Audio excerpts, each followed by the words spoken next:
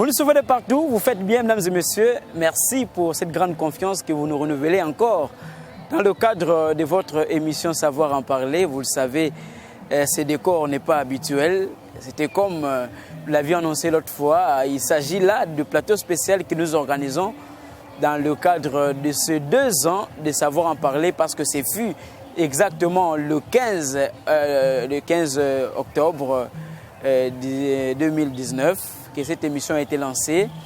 Et aujourd'hui, nous sommes le 30, ça veut dire le 15 dernier, nous avions eu à célébrer les 2 ans et nous vous avions promis que ce jour, donc ce 30, nous allons organiser ce plateau spécial avec des invités, oui, des experts, parce que vous le savez, la RTC Tropicana est un média écologiquement correct qui ne cesse de vous sensibiliser, vous conscientiser autour des questions vertes, ces questions d'environnement qui aujourd'hui intéressent le monde entier au regard justement des défis qui caractérisent le monde dans ces secteurs, au regard des enjeux écologiques. D'ailleurs, il y a déjà la COP 26 qui s'ouvre en Écosse, précisément à Glasgow. Donc vous comprenez là que ça vaut la peine qu'aujourd'hui que nous puissions avoir des médias thématisés sur ces questions ou encore des médias qui abordent à fond des questions d'environnement en vue de sensibiliser, de conscientiser les populations au regard justement de ces enjeux. Alors dans le cadre de ce numéro spécial, nous allons aborder 3 aspects de choses. D'abord, le rôle de médias dans la sensibilisation verte et le rôle de médias dans cette conscientisation par rapport aux enjeux écologiques, aux défis d'ailleurs, parce que là, nous sommes déjà dans la décennie de la restauration des écosystèmes. Il faut que le média puisse jouer réellement leur rôle. Et le deuxième aspect, c'est la COP 26 et ses enjeux. Oui, vous savez, beaucoup d'enjeux entourent cette 26e conférence de parties, comme ce fut d'ailleurs le cas avec la COP 21 de Paris en France. Et là, nous allons aborder la question liée au rôle ou encore ce que doit faire la RDC pour bénéficier de fonds compensatoires au rôle que jouent ces forêts dans le maintien de l'équilibre écologique. Oui, là aussi, quelles résolutions faut-il prendre sur le plan mondial pour que l'on puisse arriver à résoudre ces problèmes liés au changement climatique. Et enfin, nous allons nous apaisantir sur d'autres questions écologiques et là les questions liées aux aires protégées. Nous allons voir ce que le temps va nous accorder, mais du moins nous allons commencer ce magazine d'actualité avec vous et notamment avec nos experts qui nous ont déjà rejoints. Vous savez, Savoir en parler reçoit des experts en environnement et là nous allons les saluer tous parce qu'ils sont là avec nous. Et je vais saluer nos invités. Bonsoir et bienvenue encore dans Savoir en parler. Bonsoir, merci. Voilà, c'est un réel plaisir pour nous de vous avoir encore. Chaque fois, nous vous recevons, soit vous êtes seul sur le plateau pour échanger autour des questions vertes, soit vous êtes à 2, mais aujourd'hui, c'est un cadre qui est exceptionnel et extraordinaire parce que ce n'est pas dans l'ordinaire. Souvent, nous sommes dans notre studio ici. Nous sommes au Jardin botanique de Kinshasa, qui est d'ailleurs un cadre vert, un cadre écologiquement correct, qui nous permet d'ailleurs en ce net moment de respirer un air frais. Alors, nous allons aborder notre première thématique. Je vais commencer à ma droite. Là, nous avons des experts. La première thématique consiste à aborder le rôle que jouent les médias ou que doivent jouer les médias dans la sensibilisation verte, la conscientisation écologique. Et là, nous allons commencer par Désiré Konga. Il est déjà avec nous. Désiré Konga, bonsoir et bienvenue. Bonsoir, Michi. Voilà, vous êtes expert en environnement, chef de travaux. Vous êtes un habitué d'ailleurs de Savoir en parler. Alors aujourd'hui, nous célébrons 2 ans et en même temps, nous abordons notre première thématique qui consiste au rôle que jouent les médias dans la sensibilisation verte. Alors, quel est le mot que vous placez déjà lorsque vous rendez compte que de temps en temps, vous intervenez dans un média vert qui sensibilise la population ou qui joue déjà ce rôle de conscientisation verte? Merci pour la question. Je suis très honoré aujourd'hui là d'être sur ce plateau. Mais vous savez, Michi, j'ai toujours dit, c'est vraiment une occasion de dire aux décideurs et les autorités de la République démocratique du Congo. Je sais que de temps en temps, ce n'est pas seulement ici, je suis parfois aussi invité ailleurs, dans d'autres chaînes, mais qu'est-ce que moi j'ai constaté? Je fais une approche comparative. J'ai trouvé qu'en tout cas, RTC Tropicana, vraiment une télévision purement thématique, et surtout avec cette émission que vous organisez, Savoir en parler. Et j'ai toujours dit, ça sera vraiment une occasion aujourd'hui qu'on puisse véritablement vous décorer. Alors, malheureusement, peut-être qu'on ne suit pas correctement. Je n'ai jamais vu en République démocratique du Congo une chaîne, ce n'est pas pour vous flatter, une chaîne une chaîne qui organise, n'est-ce pas, des thématiques très pointues, vraiment très pertinentes. Alors, pourquoi laisser cette occasion passer comme ça, et alors que quand je vois les journalistes vraiment vertébrés qui maîtrisent bien d'ailleurs les problèmes liés ou alors des thématiques liées à l'environnement, là je fais allusion à vous, comment dirais-je, le présentateur de cette émission. Je vois à ma gauche Serge Gata. Oui. Je me suis dit, mais ces garçons, est-ce qu'ils ont fait l'environnement à l'université d'Oklahoma City aux États-Unis, ou alors qu'est-ce qui se passe, puisque on essaye, hein, on vous suit, on vous écoute, mais j'ai comme l'impression que franchement, des histoires que vous organisez à RTC Tropicana, ça ne se passe pas dans d'autres chaînes. Bon, je ne suis pas là pour faire la publicité, mais à mon humble avis, je pensais en tout cas que les autorités allaient organiser, pourquoi pas même le ministère de l'Environnement, pour qu'on puisse véritablement vous décorer. Ça sera une manière de vous encourager.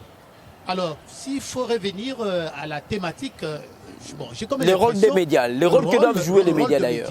J'ai comme l'impression que, cher ami, la planète était menacée et nous sommes en train de subir, les conséquences sont réelles. Les changements climatiques ont ses impacts et ce n'est pas à démontrer. Nous vivons de jour au jour. Nous nous réveillons avec ces impacts-là. Alors, le rôle de médias, je ne sens pas, sans pour longtemps vous frater, en dehors de RTC Tropicana, on ne sent pas le rôle de médias. Vous voyez, en réalité, tout ce qu'on organise sur l'environnement, c'est là entre en ligne de compte. Et j'ai toujours dit, quand on organise une émission, n'est-ce pas, sur l'environnement, cela constitue ce que nous appelons la conscientisation, n'est-ce pas, la sensibilisation. Donc il faut réveiller la conscience des gens, parce que c'est l'homme qui est responsable de ce que nous sommes en train de vivre aujourd'hui. Vous êtes sans ignorer quand on pollue l'environnement aujourd'hui, mais nous tous, nous sommes concernés. Alors, le média, excusez-moi, en dehors chez nous, chaînes, ne s'intéresse pas trop à ces questions. Ne s'intéresse pas trop à cette question. Très bien. Alors, Steve Bondo, vous êtes aussi expert en environnement, assistant à l'université de Kinshasa, un habitué de savoir en parler aussi, pas seulement savoir en parler, beaucoup d'autres émissions de l'RTC Tropicana. Déjà, vous vous sentez comment lorsque aujourd'hui nous célébrons 2 ans de savoir en parler, cette émission qui a commencé un jour et qui a pu s'enraciner et aujourd'hui captiver même l'attention de tous les publics congolais qui font même de cette émission comme une référence écologique en termes de notions abordées ou des aspects que nous abordons justement au regard des enjeux écologiques de l'heure. Permettez-moi de vous féliciter d'abord pour le travail, et avec vous Serge, comme mon prédécesseur l'a dit, c'est une exception peut-être jusque-là pour le pays de voir tout un organe de presse consacrer tous ses programmes quasiment presque à l'environnement. L'environnement qui est ce problème-là qui nous concerne tous, qui n'épargne personne. Et donc c'est pour dire, quand je vous taquine souvent et dis disponible, c'est pour dire vous avez ce moyen-là par lequel l'information peut passer de ceux qui ont la connaissance vers ceux qui n'en ont pas, ou bien ceux qui en ont moins. Et nous avons cette connaissance en tant qu'experts, en tant que scientifiques, ainsi de suite. C'est ce pont-là que vous jouez. Peut-être que vous-même, vous ne le comprenez pas. C'est ce pont-là que vous jouez Et 2 ans, moi, je pense que c'est encore peu. Donc, il faut espérer qu'on aille à 10 ans, 15 ans, 20 ans. Et peut-être... Et pérenniser d'ailleurs l'action. Exactement. Comme ça, même pousser même les générations qui viennent, qui sont à l'IFASIC, à l'UNIKIN, à l'UPEN, qui sont livrés dans le journalisme, qu'ils puissent s'intéresser un peu aussi au journalisme écologique. Exactement. C'est de dire qu'on ne doit pas s'arrêter ici. On doit revenir après 5 ans, revenir après 10 ans, revenir après 20 ans, peut-être 40 ans, 50 ans, certains d'entre nous seront déjà vieux. Ben, c'est un plaisir pour nous de se retrouver pour la même cause. La décoration, réellement, le travail que vous faites, c'est un travail noble. Si il n'y a pas encore un mérite officiel, c'est peut-être regrettable, mais c'est pas décevant. Hein. C'est pas tellement grave. Parce que faire le travail. Il faut continuer à lutter et un jour les esprits éclairés vont se rendre compte de la grandeur de ce que vous faites. Donc, voilà. C'est vraiment un joyeux anniversaire pour vous et pour toute la chaîne.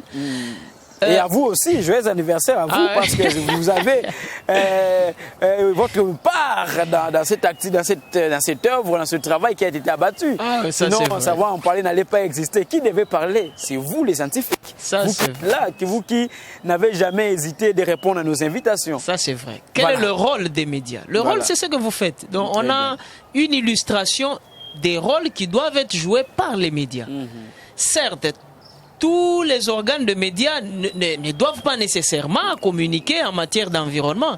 Mais mon prédécesseur l'a dit, avec toutes les questions d'actualité qui existent maintenant et toutes les priorités, toutes les menaces qui pèsent sur notre environnement, je pense qu'il est temps aujourd'hui que les médias se tournent vers cela, que les médias se tournent vers cette lutte-là, que les médias se tournent vers cette sensibilisation. Parce que les scientifiques peuvent travailler, les médias peuvent travailler, mais si ce peuple-là, ce petit peuple qu'on appelle petit peuple, qui constitue la grande majorité, n'est pas informé, on risque d'arriver à des problèmes, on risque de ne pas atteindre nos objectifs. Voilà. Alors, Daniel Moukoubi, expert en biodiversité, il faut préserver cette biodiversité et souvent, ceux qui entourent les aires protégées, c'est le petit peuple. Il faut les sensibiliser. Et là, nous revenons à cette première thématique que nous abordons liée à ce travail et au rôle que les médias doivent réellement jouer, comme la RTC Tropicana est en train de faire à travers cette émission Savoir en parler, sensibiliser, conscientiser et surtout à pousser même les autorités à prendre des décisions qu'il faut pour que l'on puisse arriver à préserver véritablement cette biodiversité. Merci beaucoup. 2 ans pour Savoir en parler. On croirait que l'émission a déjà duré une décennie. Vraiment. Avoir la qualité des productions, avoir la pertinence et la quintessence des sujets et des thématiques abordées, avoir l'organisation même de l'émission elle-même, avoir la multitude des expertises qui sont exposées par l'émission, c'est vraiment un travail des titans. Ce n'est pas anodin et ce n'est pas accordé à n'importe qui. Donc, ce sont des fleurs qui sont en train d'être jetées ici à cette émission et à ses animateurs et à tous les intervenants. Mais aussi sans oublier de l'autre côté tous les auditeurs. Parce que imaginez-vous, à 18h à Kinshasa, l'heure à laquelle l'émission commence habituellement, tout le monde n'est pas chez lui avec les embouteillages, avec les occupations diverses. Mais il arrive la plupart du temps à 23h30 ou 0h. Les collègues nous appellent pour dire nous sommes en train de suivre l'émission, nous sommes en train de voir ce que vous êtes en train de parler. C'est très intéressant, c'est-à-dire que l'émission a quand même tenu en haleine un public vraiment abondant, que ce soit au pays ou à l'extérieur du pays, parce qu'on a des témoignages. Des témoignages et donc, ce sont des faits qui doivent être encouragés. Le rôle des médias, il est aujourd'hui à ne plus présenter parce que à travers le monde entier, on commence à constater que les médias, que ce soit les médias en ligne, que ce soit la presse écrite, que ce soit la presse orale, audiovisuelle, tout le monde commence à être conscient pour aborder ces des questions problèmes environnementaux. On voit même à travers les bandes défilantes de certaines chaînes, les matières écologiques, environnementaux ne manquent presque pas. Et à ces moments-là, donc ici, aujourd'hui, par exemple, avec les enjeux de la COP 26 et avec les enjeux de la COP 15 qui profilent à l'horizon, la COP 15 sur la biodiversité est centrée sur le nouveau cadre mondial de la biodiversité post-2020 et qui est basé sur une théorie des changements.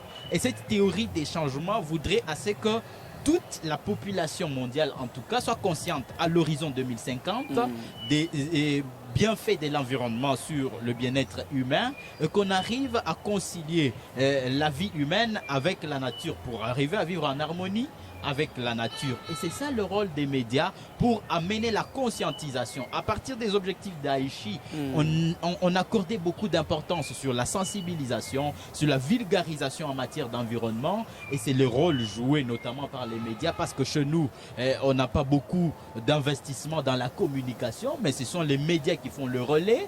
Et aujourd'hui, si la population peut comprendre certains problèmes, quand on parle par exemple des éco-gardes, quand on parle de la conservation, quand on parle des gorilles, quand on parle des mangroves, quand on parle des tourbières, les gens commencent à comprendre quelque chose parce que les médias sont là et c'est le rôle que les médias doivent continuer à jouer. Les médias sont là, mais sont au nombre de combien ces médias? C'est ça le grand problème. Alors Chirac Lofala, aussi environnementaliste, oui, il y a un des intervenants aussi de savoir en parler. Alors, quel est le mot que vous placez justement, vous en tant qu'environnementaliste, quand vous vous rendez compte exactement en République du Congo, nous avons un média comme la RTC Tropicana, vous avez ce cadre que nous appelons savoir en parler, qui reçoit des experts et qui justement à travers leurs interventions font comprendre à la population le rôle que chacun doit jouer pour que l'on arrive à sauver cette planète qui est en train de se mourir. Parce que lorsqu'on voit un peu tous les rapports qui sont publiés dans les secteurs de l'environnement, sont des rapports qui sont alarmants. Quel est le mot que vous placez justement par rapport à cet aspect? Parce que nous parlons justement de ce travail que les médias doivent abattre. Merci beaucoup et je vous félicite déjà. Merci. Et vous souhaite dans l'ensemble de joyeux anniversaire. Merci. Quant à cette émission de Savoir en parler, c'est un plaisir de se retrouver dans ce beau cadre avec les différents experts et dans les différents domaines. Que peut dire et se placer le mot, ce qui est... le média aujourd'hui a ce grand rôle dans la vie de tout et chacun de nous, dans la vie quotidienne, de vulgariser comme mes prédécesseurs l'ont bien soulevé, l'ont souligné, et conscientiser la population et sensibiliser la population dans la mesure du possible. Parce que vous venez de soulever un point important, qu'aujourd'hui la planète ne cesse de se dégrader. Et de moment par moment, j'arrive à me poser des questions. Est-ce qu'on y arriverait? Parce que quand je regarde avec la COP 21 à Paris, tous les espoirs avec tous les que cette COP avait suscité, on se disait que non, on ne voudra pas ce qu'on sait de voir la température aller à... La limitation de la hausse de température était 1,5 degrés Celsius. Aujourd'hui, sincèrement, je n'ai pas encore les rapports de GIEC, mais on serait déjà à 2 degrés Celsius par rapport à la température globale de la planète. Et si on ne ferait pas très attention, on risquerait de voir une planète qui brille. Et qui va faire disparaître même la vie humaine. Pas seulement la vie humaine, et des autres espèces. Les autres espèces. Donc le média a une place importante dans la sensibilisation de la population. Très bien. Ce grand travail doit être fait. Alors Serge Gata, lui, c'est particulièrement qu'il faut que je le présente. Parce que c'est à la fin de cette thématique que je vais vous expliquer en réalité le parcours justement de savoir en parler. C'était, disons, l'intervenant des intervenants dans savoir en parler. Parce que je ne vais pas dire c'est lui l'intervenant des intervenants, parce que c'est avec lui que nous avions eu à commencer cette émission. Mesdames et messieurs, vous qui êtes en train de nous suivre, c'est avec lui d'ailleurs, vous l'avez constaté. C'était comme une aventure, une belle aventure, quand nous avons commencé à savoir en parler. Et aujourd'hui, nous sommes fiers pour dire que ce travail qui avait commencé atteint petit à petit son objectif. Oui, merci beaucoup Michel Koki. Je suis vraiment très mal placé de parler, de savoir en parler, parce que c'est comme on dit, vous êtes entre États, j'ai parti sur la question, mais néanmoins, nous sommes très heureux de voir quand même, comme vous venez de dire, une aventure que nous avions démarrée avec beaucoup des questions en tête. Est-ce que nous saurons tenir? Est-ce que ça ira? Mais Dieu nous a fait grâce, jour pour jour. On totalise aujourd'hui 2 ans. Je pense que vous êtes la personne d'abord à féliciter, parce que c'est malgré toutes les pressions que nous subissons dans ces domaines, même de menaces, parce qu'en dehors de tout ça, nous savons quand même qu'il y a certains sujets que nous analysons scientifiquement d'abord, dérangent certaines personnes qui prennent des numéros de téléphone que nous affichons pour nous menacer. Ça ne nous effraie pas. Parce nous continuons à faire ce travail. Nous faisons ça pour le bien-être de tout le monde.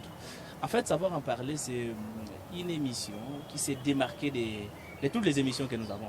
Nous avons des émissions que nous animons dans le cadre de l'environnement, mais la particularité, c'est quoi? C'est toutes ces personnes qui sont autour de cette table. Vous savez, je crois, maintenant où je suis là, si je deviens ministre, je n'hésiterai pas à choisir chacun d'eux comme cadre dans une structure scientifique qui pourra être dirigée. Et si président de la République, je n'hésiterai pas de prendre tout le monde ici comme ministre dans les domaines où ils interviennent. Ils feront avancer les choses, parce que ce sont des scientifiques. C'est ça la particularité de cette émission. Nous sélectionnons les personnes qui ont des têtes, qui réfléchissent. Et nous avions compris qu'il y a un potentiel que la République démocratique du Congo a, que nous ne sait pas exploiter. C'est ces personnes ici scientifiques. Généralement, le média que nous sommes, nous allons auprès de personnes qui ont l'argent. Des personnes qui, avec les termes que nous utilisons facilement, qui ont des coupages, qui peuvent nous faire des coupages. Parce que si nous passons à la fin, il peut vous glisser quelque chose. Oui, il va nous glisser quelque chose. Mais c'est quelque chose que nous avons effacé à la RTEC, à travers l'émission Savoir en parler. Nous invitons tout le monde qui a la matière. Pour nous, la personne qui peut nous donner les coupages, c'est celui qui a la matière. Parce que vous nous donnez l'argent, nous allons vous faire puis après. Alors qu'est-ce que ça va servir? Parce qu'il faut servir ce public-là, qui a besoin de cette matière. Vous savez, à chaque fois que nous lançons des invitations, ceux qui ne sont pas des habituels, ils nous posent la question: à combien vous me facturez? Nous disons non, nous ne donnons pas de facture. Ce que nous avons besoin, c'est seulement votre savoir-faire. Venez nous enseigner, venez enseigner la population qui a besoin de cette dose scientifique. Et c'est ces rôles-là que nous nous sommes appropriés. C'est-à-dire pour nous, le valeur, ce n'est pas l'argent. Le valeur, c'est d'abord la science. Parce que nous savons qu'une fois, la République démocratique du Congo mettra devant la science, c'est le jour où nous allons décoller. Vous savez, il y a peut-être, vous l'avez déjà annoncé comme deuxième thématique sur les questions liées au financement, dans les termes des changements climatiques. Toutes ces choses ne marchent pas. Pourquoi? C'est parce qu'on ne considère pas, on ne met pas devant la science. Ce qu'on met devant, ce sont des personnes influentes, des personnes qui ont peut-être une certaine portion de pouvoir, une certaine parcelle de pouvoir, et qui croient qu'une fois ils sont représentés dans les milieux où il y a de grandes décisions, la RDC pourra s'en sortir. Alors comme conséquence, qu'est-ce que nous constatons? Nous envoyons des touristes à la place des scientifiques. Ils vont faire le tourisme. Voilà, espérons que ça ne soit pas le cas avec la COP26. Malheureusement, ça sera encore du nouveau. Ça, je ne suis pas prophète des malheurs. Nous les attendons au tournant. Malheureusement, des touristes ne manqueront pas. C'est ça la grande question. Alors nous dénonçons toutes ces antivaleurs pour dire que non, il y a des personnes qui réfléchissent. Bon, imaginez toutes les personnes qui sont autour de cette table, si vous les envoyez comme des panélistes dans des thématiques que nous comptons très bien. Je crois que si vous envoyez Daniel Moukoubi dans la biodiversité, vous n'allez pas regretter. Je pense que vous êtes dans la liste. Aussi à la COP26. Mais il va partir quand? Mais aujourd'hui, c'est déjà le 30. Voilà, bon. Déjà le 31, les activités de la COP26 doivent... La bénédiction le Seigneur, c'est que les choses commencent peut-être à évoluer. Des jeunes comme des Chirac, comme des Paul, très courageux, comme des Désirés Congo, vous avez des Steve Bond, vous avez des Sébati qui nous enseignent sur des questions où on concilie l'économie et l'écologie. Voilà. Vous avez tout le monde ici que... Et beaucoup d'autres qui ne sont pas venus, qui se sont excusés. C'est cette vision-là que nous voulons inculquer presque à tout le monde. Très bien. Oui, les médias, mais pas avec n'importe qui. Les gens qui viennent insulter les gens à la télévision. Voilà. Parce que la télévision, c'est ça le rôle que nous avons les médias. Voilà. Former, informer et divertir. Mais nous exploitons d'abord l'option de formation. Informer et former. Ce sont les deux mots-là qui nous intéressent plus. Moi, ça me fait du bien quand je rencontre quelqu'un, me dit à cours de route, me dit j'ai appris beaucoup de choses grâce à la RT. Ça me fait... C'est Pour ça. moi, j'ai réussi dans ma mission. Voilà. Le reste de là, que j'achète des voitures ou pas, nous n'allons pas acheter des voitures tout en donnant une information. Si vous nous donnez une voiture, nous n'allons pas refuser. Ne vous en faites pas, les palissades vont suivre, hein, comme on l'a fait avec les députés, parce que Désiré Kongo l'a évoqué, il faut que le pays puisse arriver à reconnaître quand même ces hommes de la presse qui jouent un grand rôle, surtout dans la conscientisation verte. Et là, à côté, nous avons aussi des sensibilisateurs écologiques. Notre ami Paul Mukendi, sensibilisateur écologique, on peut dire que la RT Tropicana a pu rencontrer votre vision, parce que à travers ce média, vous arrivez aussi à atteindre un grand nombre de gens pour les sensibiliser à la question verte ou à la cause verte. Exactement, mais permettez-moi d'abord de dire que savoir en parler, tout comme RT Tropicana, c'est de l'excellence verte. Pourquoi nous disons cela? Nous sommes sensibilisateurs, nous sommes activistes, mais l'on ne peut pas négliger et être reconnaissant pour les rôles qu'a joué RT Tropicana dans cette cause-là.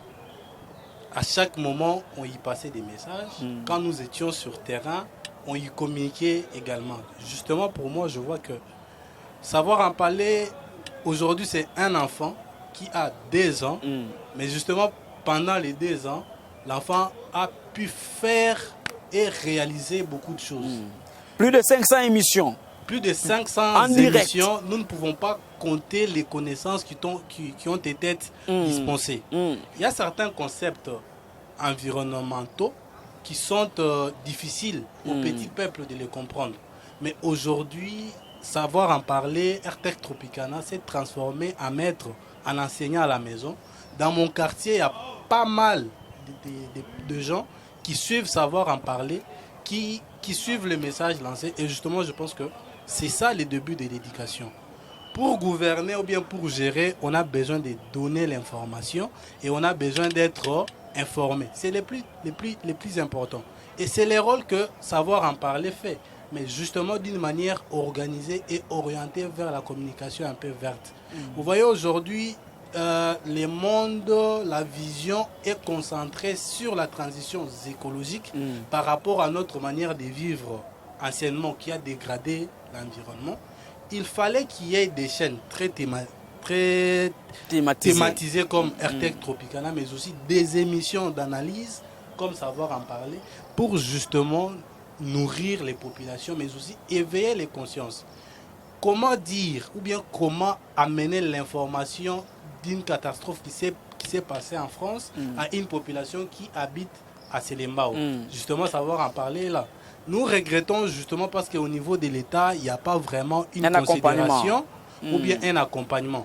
On aimerait que le député passe aussi pour analyser des causes écologiques avec Savoir en parler. On aimerait mais aussi ils ne viennent pas, ce sont des sujets qui ne les intéressent pas. Et ils sont plus intéressés par des questions politiques qui rencontrent leurs intérêts. Pourtant, cette cause, c'est une cause qui intéresse tout le monde.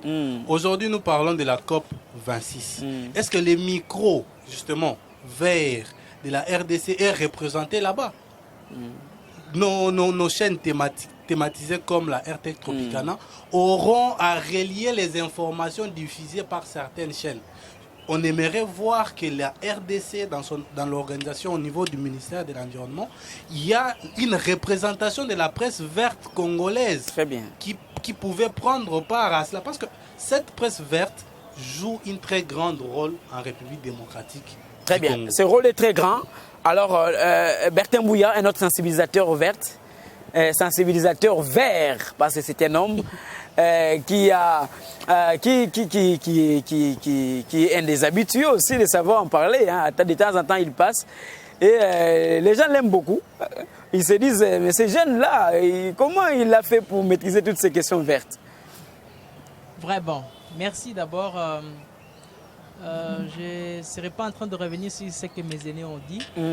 Moi, j'ai une définition ou une compréhension globale de l'émission Savoir en parler. Si je dois la définir, l'émission Savoir en parler, c'est d'abord une émission qui pose les fondements de la protection de l'environnement. Parce que si on est sensibilisateur, on peut le faire dans les écoles comme on le fait dans les universités, mais c'est au travers de Savoir en parler qu'on atteint un grand public qui est informé justement et qui donne des impressions telles que on parle bien et les gens sont informés. La deuxième définition de savoir en parler ou l'explication justement, c'est une émission qui prône l'expression de l'excellence environnementale. Parce qu'ici, ce n'est pas n'importe qui vient. On a eu à fréquenter d'autres chaînes, on comprend que les critères de sélection, d'abord pour d'autres personnes, ce n'est pas d'abord l'excellence ou parfois c'est un peu d'argent. Si tu as l'argent, tu peux passer. Mais ici, là, avant de passer, c'est la science. Il faut d'abord avoir mangé la science et venir passer. Et là, je vais rappeler, peut-être pour vous faire rire, il y a une fois quelqu'un qui était passé, un homme intelligent, mais quand il est passé, quand il est sorti, il a dit je ne saurais plus revenir parce que je ne vois pas comment je vais m'en sortir avec ces questions d'environnement que je ne maîtrise pas trop. Il dit dans toute la connaissance que j'ai, je me suis intéressé à autre chose et non à l'environnement. C'était une difficulté pour lui. Ok. Et la troisième définition de cette émission, c'est justement, c'est une émission de renforcement des capacités et de ceux qui participent et de ceux qui nous suivent à la maison. Étant jeune personnellement, quand on m'invite pour participer ici, c'est une source de motivation pour encore lire parce qu'on ne vient pas passer comme ça là ici. Et d'abord, je commence par vous féliciter, vous. Merci. La RTC Tropicana a des têtes qui sont rares, des journalistes rares. Ils vous posent des questions comme c'est un professeur qui posait la question. Et donc, pour moi, c'est une grande fierté. Et là, vous êtes déjà en t-shirt. Bien sûr, je viens de la marche pour le climat qui a eu lieu aujourd'hui. Voilà, toujours dans son rôle. Là. Oui, nous avons sensibilisé aujourd'hui. Nous avons voulu faire voir à la face du monde et à la face des Congolais que la jeunesse congolaise s'est levée. Elle ne s'est pas tue. Et en même temps, nous attendons à ce que ceux qui sont partis de l'autre côté reviennent avec des restitutions conséquentes et qu'il y ait des actions qui seront posées, qui vont aussi profiter non seulement le peuple congolais en général, mais en particulier la jeunesse que nous représentons. Donc, ça, c'est un aspect important. Maintenant, nous allons donner la parole à un économiste qui est ici, parce que ce sont eux qui ont détruit le plus l'environnement, parce que c'est à cause de la quête du gain économique que nous sommes arrivés à cette détérioration des écosystèmes. Et ce qui nous a amené même au changement climatique avec tous ces effets négatifs que nous sommes en train d'enregistrer aujourd'hui, mais qui, j'ose croire, a été transformé à travers son passage à la RTC Tropicana en comprenant des questions vertes. Là, c'est Patrice Mbouy Moussoko. Merci beaucoup pour m'avoir accordé la parole. Je tiens d'abord à féliciter Serge et Miché pour leur courage, pour leur franc-parler, pour leur esprit d'ouverture et l'esprit même de recherche. Et comme vous le savez, l'environnement exige quand même une connaissance multidimensionnelle. Donc, parler de l'environnement, il faut quand même avoir, en dehors de votre formation scientifique, il faut apprendre. Il faut faire quand même des recherches. Pour convaincre les économistes qui aiment les gains. En tout cas, je tiens vraiment à féliciter les deux présentateurs. Je dirais 2 ans c'est peu, mais 2 ans c'est beaucoup. Oui. C'est comme si on a fait 10 ans. Ce qui me frappe surtout dans cette émission, c'est qu'il y a le feedback. C'est-à-dire quand vous sortez de l'émission, après 2 jours, même 3 jours, même pendant une semaine, vous verrez la population vous dire, en tout cas nous avons suivi ce que vous avez parlé, vous avez bien parlé et nous sommes intéressés à suivre davantage votre émission. C'est ça. Donc c'est ce qui nous encourage, nous, surtout nous, les consommateurs. Voilà, vous les consommateurs, ça vous encourage. Oui. Mais il y a un acteur de la société civile qui est ici avec nous, Papi Louindou là. J'ose croire qu'à travers ce média, la RTC Tropicana et aussi l'émission Savoir en parler, vous vous retrouvez quand même quand vous vous rendez compte que la population est sensibilisée et que cette population est capable aujourd'hui de poser des actes écologiquement corrects. Merci, je pense que vraiment je me retrouve pas mal, même par rapport à ma formation scientifique. Je suis loin de l'environnement, mais c'est cette émission et puis les experts qui passent à tout moment, ils m'ont toujours motivé. Et puis donc je suis l'un des produits de cette émission et puis des experts qui font la tour de cette émission. Très bien. Donc je ne peux pas même développer notre thématique du rôle du média parce que Savoir en parler le joue déjà. Très bien. Donc j'en profite aussi pour vous souhaiter joyeux anniversaire à l'émission. et puis présenter mes remerciements à vous deux, M. Serge et puis M. Miché, et puis à la chaîne RTEC Tropicana, et puis à tout le personnel de l'émission et puis de la chaîne.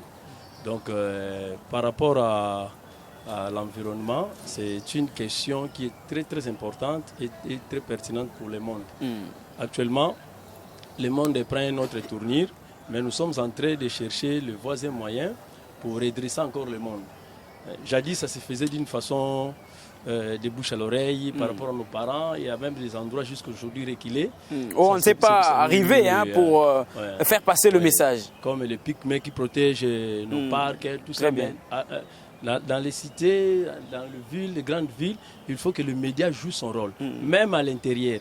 C'est ça le rôle de la sensibilisation. Même les radios communautaires, dans la sensibilisation surtout écologique. Donc, félicitations. Les gens s'intéressent plus aux émissions politiques, aux chroniques, consorts, la musique. Mais nous commençons à nous rendre compte que, comme l'a dit Steve Bondo, la tendance commence à s'inverser parce qu'on se rend compte que des gens commencent maintenant à s'intéresser aussi à des questions vertes grâce justement à la RTEC Tropicana. Oui, comme le monsieur vient de le dire. Donc le feedback est là, mais c'est vraiment, c'est pas encore important par rapport à la dimension de la population, la démographie, tout ça. Mais on doit faire encore beaucoup d'efforts. C'est ainsi que les genres des émissions comme le vôtre, vous devez avoir plus des éloges, le soutien. Donc, mais par contre, les autorités négligent ça, même la population. Donc le travail que vous faites, c'est un travail de titan. C'est ça qui devrait être plus suivi pour protéger le monde entier. Mais les gens s'intéressent plus à des choses qui nous amènent nulle part. Voilà, là c'est le constat. Parce que nous sommes en train justement de parler de cette émission Savoir en parler. Là, je vais rappeler à tous ceux qui sont en train de nous suivre que pendant 2 ans, Savoir en parler ou encore la RTEC Tropicana a pu produire plus de 500 émissions. Donc 500 émissions en direct. Il faut rappeler que c'est une émission qui passe chaque jour en direct. Et pendant 2 ans, nous avons pu produire pas moins de 500 émissions. Et c'est énorme, on peut quand même acclamer pour Savoir en parler, ce grand travail qui a été abattu pendant tous les 2 ans. Et nous n'allons pas nous arrêter là, nous allons continuer justement à faire ce travail pour les sensibiliser. Serge Gatta l'a évoqué ici.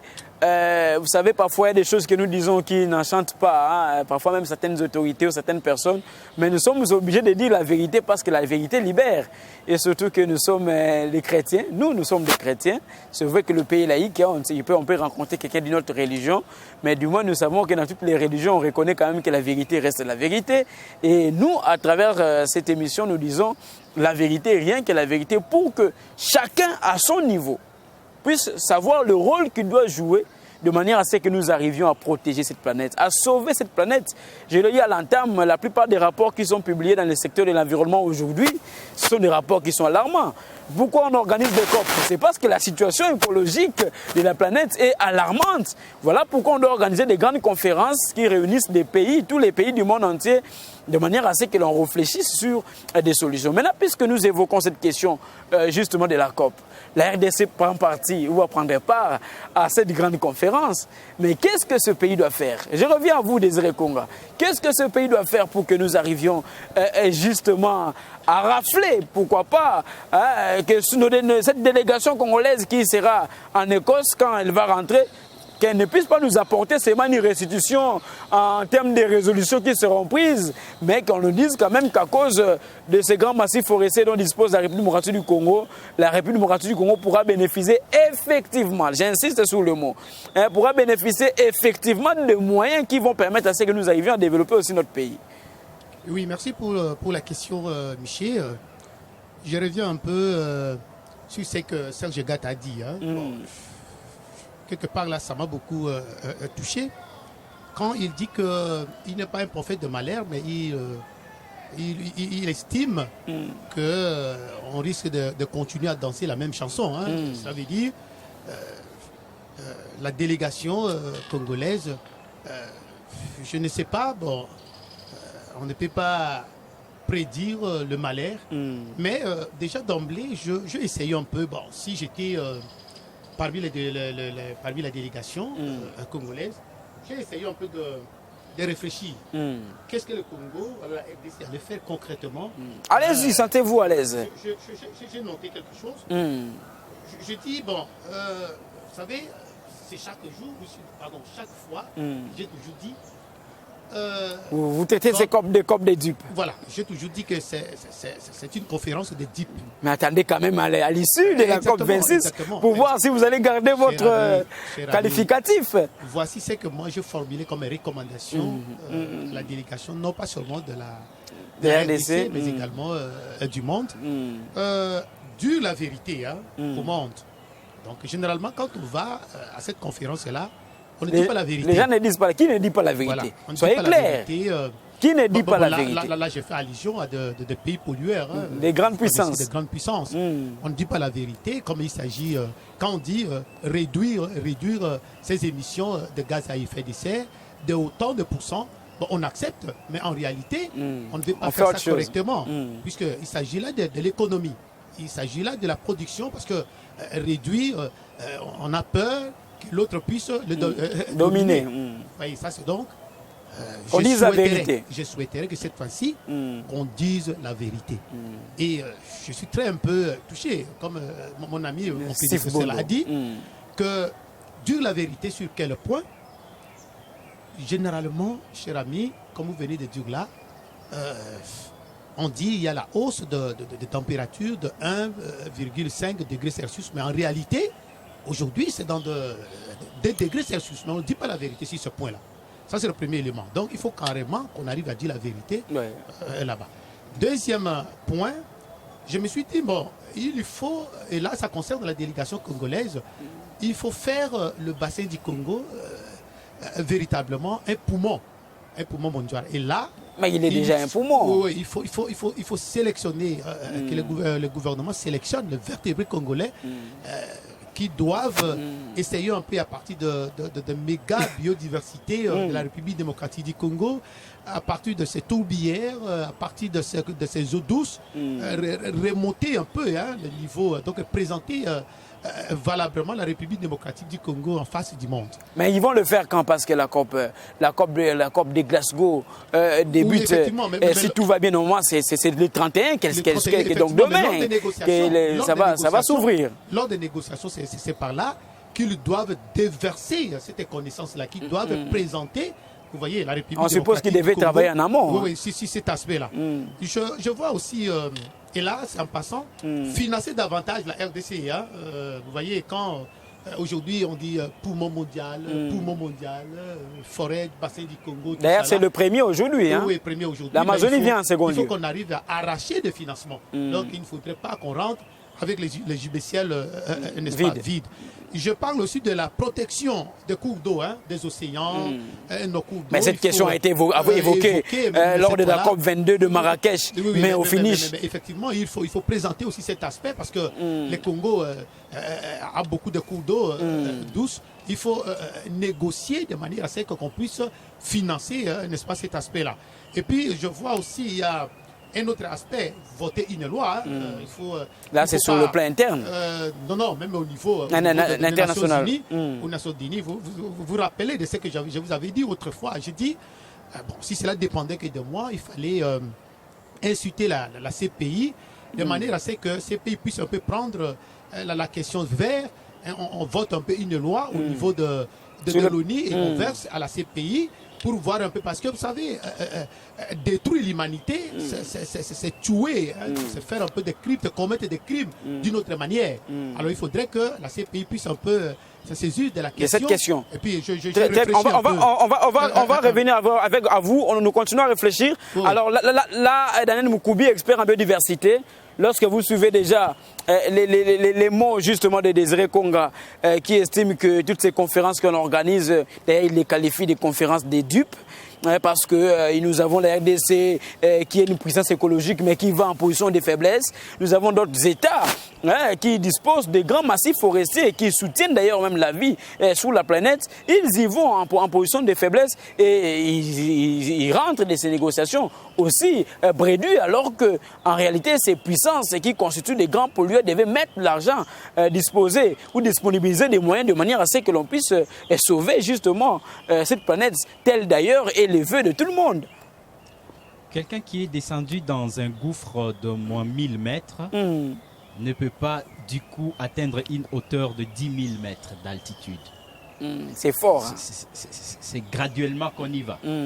Donc si vous voyez la représentation de la République démocratique du Congo, en particulier dans ces instances internationales qui traitent des questions climatiques, vous allez vous rendre compte qu'aujourd'hui quand même, il y a quand même des pas qui commencent à être franchis et qui sont à encourager. Parce que vraiment, avec par exemple la création de l'Agence congolaise de transition écologique et de développement durable, avec aujourd'hui la contribution déterminée au niveau national de la République démocratique du Congo, qui a un budget approximativement de 48 milliards de dollars américains sur 10 ans, vous allez vous rendre compte aujourd'hui, même à la primature, il y a toute une réunion qui a été tenue pour préparer la délégation de la République démocratique du Congo et où on a insisté en disant que la République démocratique du Congo y va cette fois-ci comme pays solution. En position de force. Au problème. Mais vous dites souvent ça, mais est-ce que vous êtes organisé en interne? C'est ça le grand problème. Aujourd'hui, on a des arguments solides. D'ailleurs, vous êtes expert du ministère de l'Environnement. Avec la tour à flux qui a été installée au niveau de la réserve de biosphère des Yangambi, on est arrivé, les scientifiques sont arrivés à démontrer noir sur blanc que les forêts de la République démocratique du Congo, donc du bassin du Congo, où la République démocratique du Congo est représentée par au moins 65%, sont aujourd'hui les premiers poumons mondiaux et donc séquestrent beaucoup plus de carbone que n'importe autre forêt du monde. On nous disait que c'était l'Amazonie, mais aujourd'hui, c'est démontré que c'est la République démocratique du Congo. Et donc tout ça... Mais est-ce qu'elle est consciente de ça? Tout à fait, parce qu'aujourd'hui maintenant, les consciences commencent à s'élever et aujourd'hui on a dit il faut taper les poings sur la table et il faut montrer qu'on est vraiment en position de force. Aujourd'hui par exemple, dans les années passées, on envoyait là-bas des conseillers, on envoyait là-bas des personnes qui n'ont pas vraiment beaucoup de connaissances. Mais aujourd'hui, on voit par exemple que le vice-premier ministre, ministre de l'Environnement et Développement durable, sera en personne sur le lieu.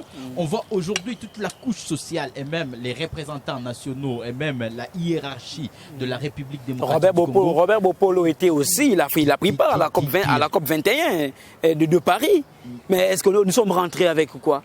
Qu'est-ce qu'elle a été la part ou la participation de la moitié du Congo à cette grande conférence? Mais la question, c'est le suivi de ce qui a été décidé là-bas. C'est-à-dire, il faut mettre en place une task force qui est très puissante et qui va suivre tout ce qui a été dit. Parce que si vous voyez les résolutions, elles donnent par exemple des engagements, elles donnent par exemple ce qui est dû aux pays qui contribuent aux efforts de lutte contre le changement climatique, avec nos tourbières, avec tout ce que nous avons comme potentialité, c'est de montrer maintenant comment est-ce que la RDC doit bénéficier et tirer profit de tout ce qui est fait. Très bien. Alors, Steve Bondo, expert en environnement, cette question que nous sommes en train d'évoquer, c'est une question cruciale aussi, parce qu'aujourd'hui, c'est l'humanité tout entière qui a un regard fixé vers la COP 26, mais déjà ici, Désiré Konga continue à traiter cette conférence de COP des dupes, et lorsqu'on essaie un peu de rencontrer Daniel Mukubi, il essaie un peu de remonter le moral pour dire à tout le monde, écoutez, cette fois-ci, la République démocratique du Congo va se présenter à cette conférence en position de force et non en position de faiblesse. Bon, alors je voudrais aborder cette question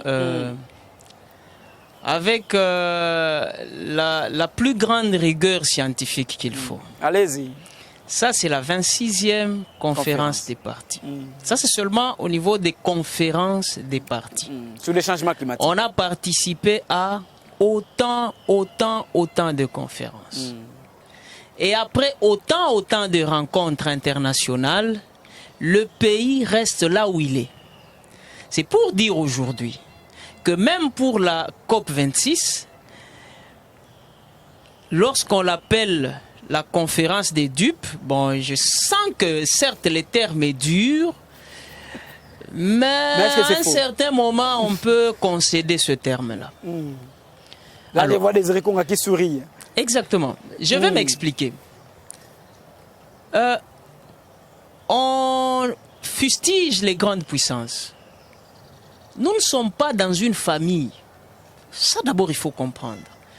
Chaque État, chaque nation veut son bien. Ça il faut comprendre. Parce que on donne l'impression comme si le Congo, c'est l'enfant envers qui on doit toute la charité. Non, on ne parle pas là-bas comme des bébés. On parle là comme des États. Donc chacun doit fournir des efforts pour tirer les draps. Au même titre que tous les autres États. Il n'y a personne qui aura pitié de quelqu'un d'autre. Mais comment on doit tenir compte du fait que tel pays dispose, constitue un pays solution? J'arrive là. J'arrive là où vous êtes. C'est-à-dire d'abord, quand on quitte ici, on va à la COP26, qu'on ne parte pas comme des gens qui vont quémander. On doit y aller comme des gens qui viennent pour dire ce qu'ils peuvent apporter aux solutions mondiales. Très bien. Ça, c'est le 1. Ça veut dire là, un travail doit être fait en interne. Je vais maintenant arriver là-bas. Qu'est-ce qui se passe? Lorsqu'il y a la 26e COP, mais dans la tête de l'État, l'État doit savoir qu'il y a une 27e conférence qui arrive. Qu'est-ce que nous, le Congo, on apportera à cette 27e conférence? Mais d'abord, la COP26, qu'est-ce qu'on va apporter? Parce que déjà ça c'est consommé. Parce que déjà la COP26, elle est consommée. Déjà, si vous êtes observateur, vous êtes dans les médias écologiques, on a commencé à parler de la COP26 il y a juste une semaine, 2 semaines, 1 mois. Déjà, ça sent de la légèreté. Alors que mais dans la COP21, on avait commencé bien avant, mais ça n'a toujours pas donné des résultats. Je vous assure qu'on est en... C'est comme on le dit en lingala, ma futambi là, il faut... Lorsqu'on chauffe, on chauffe. Lorsqu'on ne chauffe pas, on dort. C'est un peu ça. C'est-à-dire, on devait se dire, qu'est-ce que nous, le Congo, on va apporter à la COP26? Mais nous apportons déjà beaucoup. Qu'est-ce que nous devons gagner? Je pense que tous les Congolais qui nous suivent à la maison... Apporter, c'est-à-dire, aujourd'hui, on parle de Yangambi qui nous dit que le Congo est... Mais c'est un professeur étranger. C'est une installation étrangère. Ok, ici on a des immeubles qu'on dit immeubles intelligents, immeubles ceci. Mais nous-mêmes, on ne maîtrise pas la technologie. C'est la même chose. Pourquoi le Congo, est-ce qu'aujourd'hui, si on va au ministère, le ministère peut nous dire avec précision qu'à l'Équateur, il y a autant d'hectares, en province orientale, autant d'hectares, au Bandundu, autant d'hectares. Rien, ça n'existe pas. Et donc, vous pouvez aller dire, vous êtes le premier poumon. Pas de problème. On va vous dire, ok, prouvez-nous par des études scientifiquement vérifiables. On est bloqué. Finalement, là, c'est-à-dire, ça sera un autre problème parce qu'on va vous dire encore, les Congolais disent souvent, nous n'avons pas de moyens pour mener ces études-là qui vont nous permettre d'arriver à ces résultats. C'est là où il fallait commencer. C'est-à-dire, au lieu d'attendre que des étrangers viennent nous aider, les gouvernants, parce qu'aujourd'hui, vous avez parlé de Jeep Palissade, on nous apprend, ce sont des millions. Mais pourquoi s'il n'y a pas de millions pour financer la recherche? Malheureusement. Pas financer la recherche comme un don. C'est-à-dire qu'il y a de ces financements qui ne marchent pas. Si vous donnez à Steve 2000, Steve doit vous prouver qu'est-ce qu'il a fait avec ces 2000. Il ne doit pas aller acheter 1 hectare pour faire le champ. Non, non. C'est 2000 pour faire ceci. Ça n'existe pas. Et tant qu'on ne financera pas sérieusement la recherche, on sera toujours là en train d'attendre. Les tels vont nous dire, après nous partons là-bas. Je pense que c'est Serge ou quelqu'un qui a dit ici, on part en tourisme. Ce n'est même pas un écotourisme parce que ces gens-là se retrouvent dans des boutiques, acheter des vestes et tout ça. On rentre ici, on se tait. Ils prennent des photos, ils vont publier sur les réseaux sociaux. Le discours de cette fois-ci, on va bien faire, cette fois-ci, on en a entendu. Qu'est-ce qu'on doit faire maintenant, c'est de se dire, voilà, la 27e arrive, telle autre conférence arrive, telle autre arrive. Qu'est-ce que le pays... Parce qu'on dit aujourd'hui qu'on doit être financé comme le Brésil. C'est bien beau. Le Brésil n'est pas parti là-bas faire des discours. Le Brésil est parti faire des enchères. Moi, j'ai ceci, ça s'éprouve ici, ça s'éprouve ça. Si vous voulez, faites-le. Si vous ne voulez pas, moi, je vais me débrouiller autrement. Donc, ce qu'il vous devez donner, c'est en contrepartie. Comme ça, j'ai parlé des fonds compensatoires au rôle écologique. On ne part pas comme un bébé qui part dans la chambre des parents. Papa, donnez-moi les bonbons. On demande. Non, non, on vient, on dit, nous, on est capable de faire ça. Si vous ne nous donnez pas ça, on ne donnera pas ça. Très bien, mais nous, on part comme des en ce moment, ça devient très compliqué parce que malheureusement, le Congo n'a pas pu faire ça. Je ne sais pas si Denis Mukubi va encore nous dire qu'ils ont eu déjà travaillé, que le discours qui sera présenté de l'autre côté sera tellement concret pour sortir justement de ces assises que notre délégation revienne avec quelque chose. Oui, je pense que s'il y a quelque chose que je retiens des avancées que la RDC a atteint pour l'instant, c'est cette mobilisation au niveau du sommet de l'État. Parce qu'on nous annonce que le président de la République sera là, la vice-première ministre de l'Environnement et d'autres experts. Certainement, comme Daniel Mukoubi a dit, il n'a pas menti, qu'il y a plutôt un niveau de prise de conscience qui commence à s'installer dans les chefs de Congolais, où maintenant on fait l'effort de sélectionner quelques experts qui doivent travailler. Mais néanmoins, nous observons, parce que nous ne pouvons pas prédire que ça va très bien passer. Mais malheureusement, comme j'ai rejoint les propos de Steve qui dit nous sommes très mal partis. Oui, très mal partis. Parce que les problèmes que nous avons ici, nous allons vous présenter comme pays solution. Très bien. Mais dans les pays solutions, il y aura des endroits où nous serons bloqués. Où serons-nous bloqués? C'est des études scientifiques dont nous parlons. Si vous vous souvenez très bien, je crois qu'il y a une année passée, le pays avait lancé une opération qu'on a appelée les États généraux des forêts. Alors, les experts ont levé les tons pour dire que oui, si nous faisons des états généraux des forêts, nous aurons des données aussi de manière générale. Mais ce que nous voulons, c'est l'exactitude, la précision sur ce que nous possédons, la quantité de forêts pour que nous possédons, toute catégorie de forêts. Nous commençons à subdiviser dans telle province, comme Steve a dit, à l'Équateur, nous avons par exemple autant d'hectares de forêts de concessions communautaires, nous avons des forêts. Avec cette subdivision, avec plus de précision. Mais ces résultats ne peuvent pas venir par une étude qu'on appelle des états généraux. Non, ça va nous échapper grandement. Donc ça veut dire que jusque-là, mais on risque de louper encore dans COP26. Nous allons louper, ça c'est vrai. Pas nous, on risque, nous allons louper parce que je vois Daniel Mukoubi qui secoue déjà la tête. Oui, bien sûr. Ce sont des analyses scientifiques, c'est aussi un scientifique. Oui, oui. Il ne peut pas gober tout. Il aura des arguments. Il va se justifier. Très bien. Mais au moins, Daniel Mukoubi est d'accord avec moi que l'audit dans le secteur forestier n'a pas été fait. C'est ce que les experts ont recommandé. Faisons l'audit. Si nous faisons l'audit, nous allons déterminer. Aujourd'hui, oui, Daniel Mukoubi a évoqué aussi un cas qui est très précis sur, comment il a appelé encore, non, pas tout le flic, c'est l'évaluation qui a été faite dans l'évolution du secteur de la biodiversité. Et la conférence a retenu, ou soit l'activité a retenu qu'il n'y a que les secteurs des aires protégées qui ont évolué en République démocratique du Congo. Chez nous, en République démocratique du Congo. Ça, c'est bien reconnu parce que les chiffres aussi sont déterminés. Hier, on avait 11,5% ou environ 11,5%. Aujourd'hui, on a atteint 13,5%. Et c'est vérifiable. On sait que telle superficie de parc représente... Et les études se font de manière rigoureuse et les audits se font... Même les catégories des espèces, on a la facilité de les déterminer. Mais maintenant, quand le Premier ministre dit que nous partons comme pays solution, très bien, nous allons évoquer ce que Daniel a dit. Mais il y a des scientifiques avérés là qui vont vous dire, et ça, vous avez quoi? Et ici, vous avez quoi? Qui vont nous contredire et puis on va revenir pour commencer encore à pleurnicher. Avec la levée du moratoire qui continue à faire couler, à ancrer salive. On a levé, mais les ONG, plus de 220 ONG se sont levées pour dire non. Alors, quand la République démocratique du Congo va présenter ses arguments comme pays solution, les ONG présentent des contre-vérités. Parce qu'eux aussi seront là. Ils présentent des contre-vérités. Ça deviendra très compliqué. Est-ce que la République démocratique va gagner? La Papilou Inou, qui est un acteur social, va nous expliquer. Alors, Chirac Lofala, vous êtes aussi environnementaliste. Lorsque vous suivez toutes ces questions abordées, vous vous dites déjà, donc, Mawapo Nabiso. Oui, Mawapo Nabiso, c'est vrai. Permettez de compléter ce que Bertin dit. Aujourd'hui, nous avons participé à la marche. Mawapo Nabiso en partie, mais dans une autre partie, nous souhaitons que les bonnes choses arrivent pour le pays. Mais il faut être organisé pour que les bonnes choses viennent. Normalement, parce que quand mes chers aînés ont évoqué l'aspect par rapport à la tour de Yangambi, comprenez que pour la RDC, nous n'avons qu'une seule tour. Et le Brésil, on a déjà une centaine. Et pour les calculs, sincèrement, oui. Pour nous, la tour de Yangambi nous donne que nous sommes déjà au moins une capacité de 24,5 gigatonnes de séquestration de carbone. Mais ça, c'est une partie d'études qui s'est fait.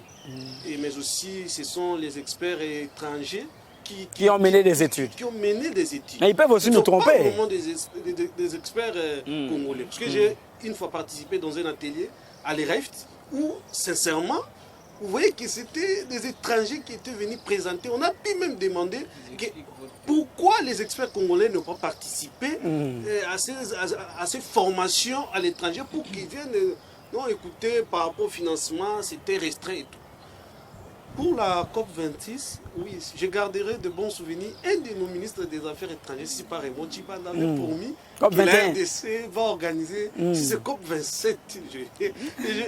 Aujourd'hui, même quand on marchait, je me dis, ah bon, avec quelle magie? Parce que déjà, c'est Glasgow COP26 aujourd'hui. Est-ce que la RDC sera à mesure d'organiser une grande conférence comme celle-là? Mais il faut se battre pour que demain nous arrivions à organiser ces genres de conférences. Je suis certain que le pays se développe, mais on ne peut pas attendre les financements d'ailleurs pour nous développer. Nous devons nous-mêmes à l'interne ne pas s'attendre au financement et tout. Bolsonaro est clair avec la délégation brésilienne. Est-ce que si vous ne donnez pas de l'argent, nous on va... Nous allons exploiter nos forêts. Parce que nous avons nos enfants qui vivent tout autour de cette forêt, mais qui étudient même le sol. Si au Congo on va emboîter les pas de Bolsonaro, on exploite aussi nos forêts. J'ai suivi toutes les émissions autres que vous avez fait, même à Environews. Les exploitations qui se font à Ingende par les Chinois et tout. Est-ce que la population que j'ai gagne quoi? Gagne quoi? Et je vis les écoles où les élèves étudient à Melsol, où il y a des exploitants forestiers. Les autorités, ils savent ces choses, ils sont au courant. Mais ils sont prompts à passer à la télé pour tenir parfois des propos démagogiques, pour faire comprendre à la population que nous prenons la chose à bras le corps, mais en réalité rien ne se fait parce que cette population est en train de souffrir, elle continue à souffrir. C'est son bois qu'on est en train d'exploiter, malheureusement. C'est vraiment de l'inquiétude que... Très bien. Oui, il y a des Konga qui... Vous voulez ajouter quelque chose avant que nous passions la parole à... Exactement, je voudrais ajouter un élément. C'est extrêmement fondamental. Les résultats présentés par les étrangers, chers amis, nous devons faire très attention. Je vous donne un exemple. Quand le chef d'État, n'est-ce pas, du bassin de lac Tchad commençait à comploter pour transférer la rivière Ubangui vers le lac Tchad, ils étaient appuyés par les résultats de NASA, par satellite. Imaginez-vous, qu'est-ce qui s'est passé? La NASA a appuyé cette démarche-là pour dire que non, l'assèchement de lac Tchad est aujourd'hui de plus ou moins 90%. 90%. Et là, qu'est-ce qui s'est passé? D'autres scientifiques, par leurs recherches, on va très rapidement découvrir que non, ce n'est pas vrai. Tout simplement pourquoi? Parce que la NASA, quand la NASA par satellite prend la photo, par les capteurs, n'a pas tenu compte de zones marécageuses. Or, là où il y a de marécages, donc il y a la boue, il y a la présence d'eau.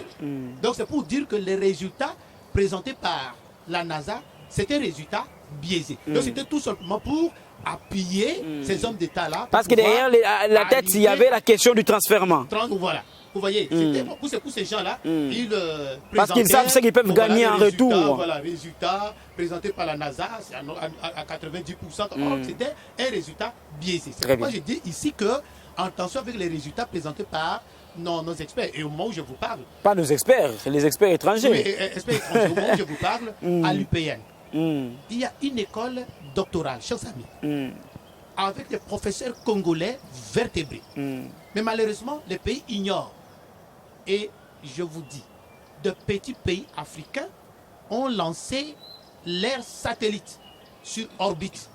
Mais les grands Congo, jusqu'au moment où je vous parle, les Bungu Toulouse. C'est pourquoi moi je dis, je reviens sur ce que mon ami a dit, que sincèrement, nous n'avons pas des chiffres ou alors des résultats probants à démontrer en face du monde. Très bien. Nous manquons, en ce qui concerne la technologie, la nouvelle technologie qui a été d'ailleurs décidée, même au COP 21. Il fallait transférer la technologie dans des pays en voie de développement. Mais malheureusement, c'est ce que nous ne voulons pas aussi. Nous ne voulons pas que ce soit le cas avec la COP26. C'est-à-dire que l'on prenne des résolutions qu'on n'arrivera pas à appliquer. Et là, vous aussi, les sensibilisateurs écologiques, vous devez continuer à faire votre travail, descendre aussi sur le terrain, rencontrer les jeunes gens, aller dans les universités. Pourquoi pas même au niveau des écoles, pour sensibiliser les enfants sur ces questions-là, pour que demain, quand ils auront la responsabilité, qu'ils puissent savoir le rôle qu'ils doivent jouer dans la protection de l'environnement, surtout dans la valorisation de toutes les ressources que nous avons. Exactement, la sensibilisation doit continuer à tous les niveaux d'ailleurs, mais spécifiquement pour les enfants. Nous devons leur expliquer réellement la valeur de la République démocratique du Congo. C'est cela qui pose problème aujourd'hui lorsque nous partons dans des négociations telles que les COP. Nous ne savons pas réellement ce que nous avons comme valeur. Et c'est ce que Serge Gattara a évoqué aussi. On ne sait pas s'enorgueillir au fait. Monsieur l'assistant Steve l'a bien souligné. Nous ne partons pas pour le tourisme ou bien nous ne partons pas pour aller rendre visite à d'autres États, mais nous partons négocier. Et dans la négociation, c'est la force. Si tu te laisses faire, tu es intimidé et tu es écarté. Les autres vont manger les fruits à votre place. Ici, chez nous, c'est la misère, mais on nous demande de conserver. Malheureusement, ceux qui partent nous représenter n'arrivent pas à mettre sur table les chiffres réels de ce que nous avions. Et par là, on nous amène les miettes qui ne sont même pas, qu'on ne peut même pas estimer par rapport à ce que nous avons comme richesse. À côté des pays pauvres qui n'ont presque rien en termes de pourcentage du point de vue forestier, parce que la République démocratique du Congo, c'est 65% des surfaces forestières en Afrique. Et aujourd'hui, nous sommes les premiers poumons de la planète. On doit applaudir pour cela, mais justement, nous devons gagner. Mais pour gagner, il faut des stratégies. Les aînés l'ont bien dit, à un certain moment, on doit utiliser la force. Vous nous donnez ceci, nous, on protège. Vous ne nous donnez pas, on exploite. Parce qu'on ne peut pas laisser les enfants mourir de la faim. Mais pour exploiter, il faut des moyens. Vous n'avez pas aussi des moyens parce que vous nécessitez de planifier chaque jour. Pour exploiter, il faut de l'intelligence. Ah, d'accord. Là, Paul Mukendi estime, Bertin Bouya, il n'est plus question que nous puissions continuer à pleurnicher pour attendre des financements ailleurs, au cas où ceux-là ne veulent pas mettre la main à la poche, comme ce fut le cas avec la COP26, la COP21, où on devait mobiliser les fonds verts. Ce n'est jamais arrivé. Alors, le temps est venu pour que la République démocratique du Congo se dise, nous avons nos forêts, vous ne donnez pas de l'argent, nous allons exploiter ces forêts, advienne que pourra. Vous savez, M. Michel, quand on dit tout le temps qu'on attend le financement, en quelque sorte, c'est la lâcheté nationale. En dehors de tout ce que nous avons dit, s'il faut partir à des COP 1 jusqu'à 26 et rester tel que nous sommes, avec des gros mots dans la bouche, c'est aussi la lâcheté. Ici, je prends la parole au nom de ma grand-mère qui est au village. Quand on voit COP, séquestration de carbone, puis de carbone, poumons, elle comprend quoi? Même cette émission, depuis que nous avons commencé, une mère qui a une nongo, ou une grand-mère, c'est quoi?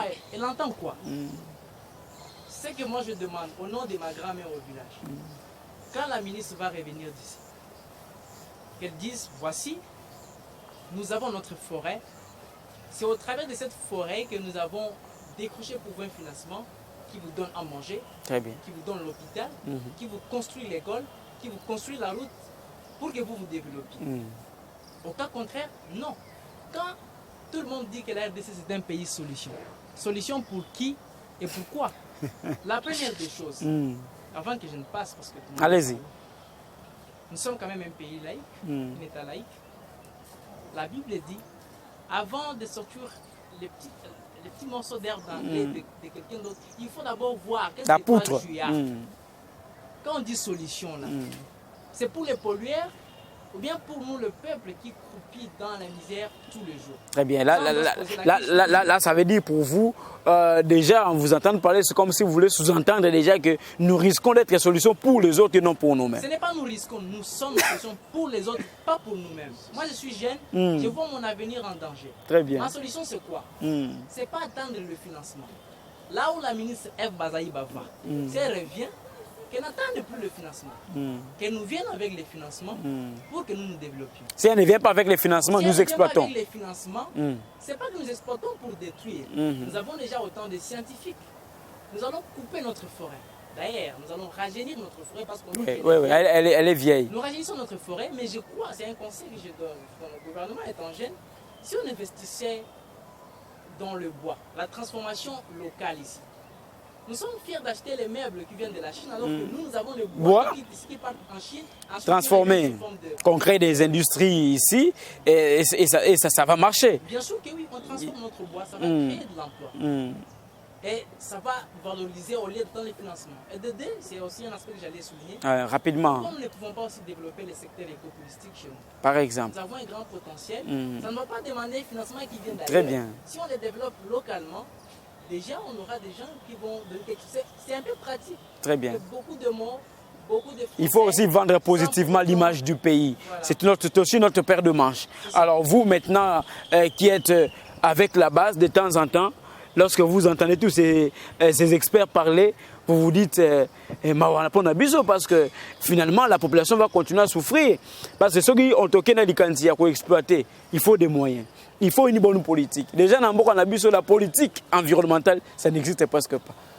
Merci, c'est là où je devrais plus parler parce que c'est la politique qui détruit tout. Qui bloque tout. Il faut qu'on puisse dépolitiser l'environnement.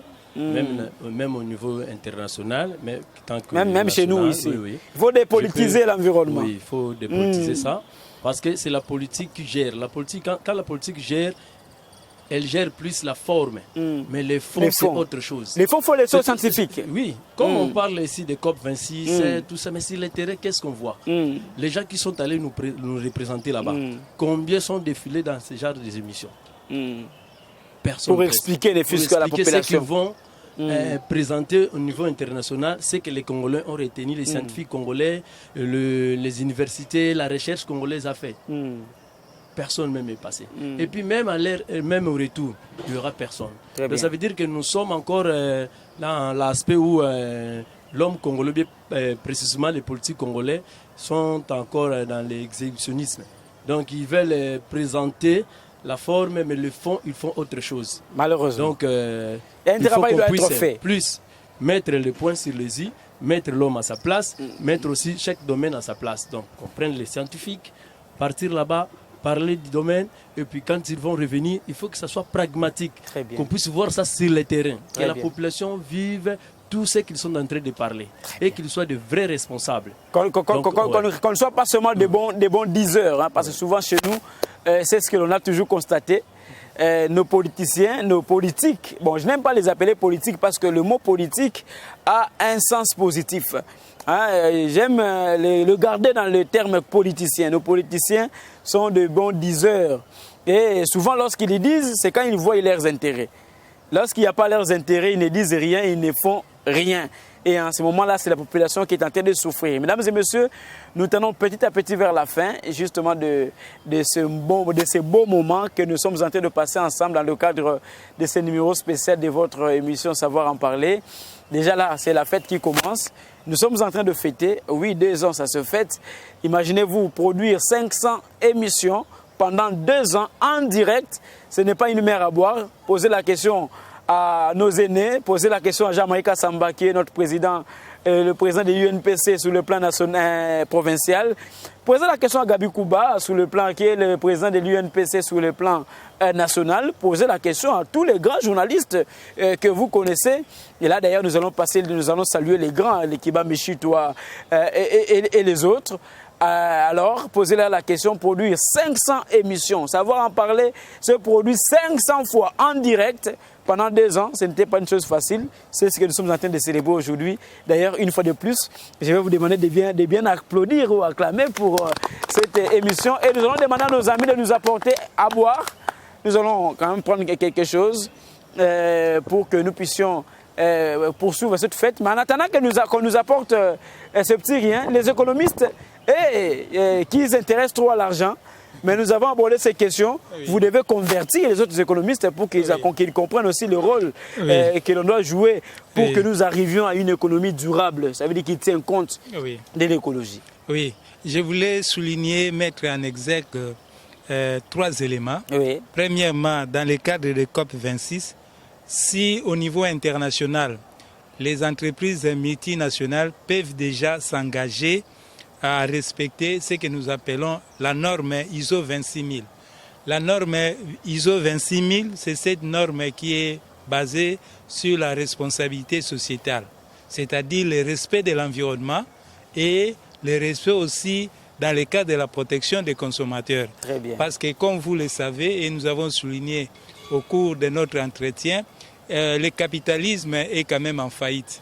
L'excès de la recherche des profits a détruit aussi l'environnement. C'est ça, ils ont tout exploité chez eux. Voilà pourquoi ils veulent que nous puissions rester pauvres, mais en même temps que nous puissions protéger nos forêts pour eux. Parce que Bertin Bouya l'a dit, nous voulons travailler pour eux alors que nous devons être la solution pour nous d'abord. Un autre élément que je voulais mettre en exergue, surtout au niveau national, on doit quand même assainir, disons bien améliorer l'arsenal juridique sur la gestion de l'environnement. Il faut qu'il y ait un bon arsenal juridique. Et l'autre aspect que je voulais souligner, c'est l'aspect des laboratoires. Si nous prenons par exemple le cas de la pollution des eaux, de nos rivières, les cas de ce qui s'est passé au Kasaï, avec Chikapa, tout ça. Donc nous voyons que nous avons même des problèmes au niveau des laboratoires. Donc le gouvernement doit développer une politique de la gestion des laboratoires. Nous devons avoir la technologie, comme certains d'entre nous ont souligné. Il faut qu'il y ait des laboratoires pour évaluer, pour faire la gestion des risques. Sinon, on va parler simplement sans pour autant avoir des données statistiques fiables. Très bien.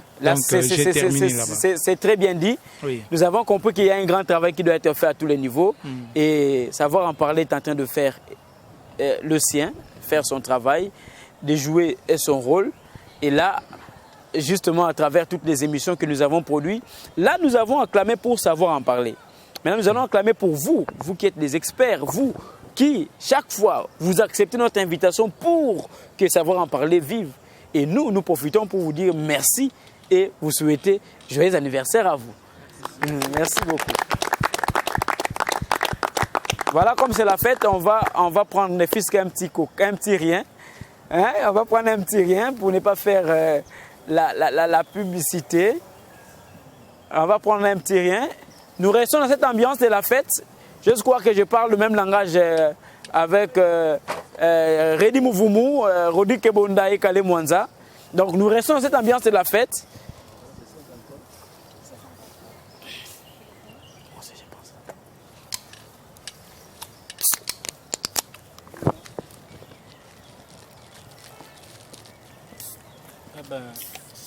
On peut chanter. Oui, on peut chanter le temps que nous amenions autre chose, parce que nous sommes vraiment là en train de continuer la fête. En attendant, est-ce qu'on peut se lever pour célébrer, chanter et rechanter encore joyeux anniversaire à Savoir en parler, et surtout à tous les éminents intervenants, vous qui faites en sorte que cette émission puisse exister et subsister, parce que si vous ne veniez pas prendre part à Savoir en parler n'allait pas fonctionner. Et là, nous nous permettons de vous dire encore grand merci à vous et que vive Savoir en parler. Joyeux anniversaire à vous. Joyeux anniversaire. Voilà, la fête continue. Okay, merci.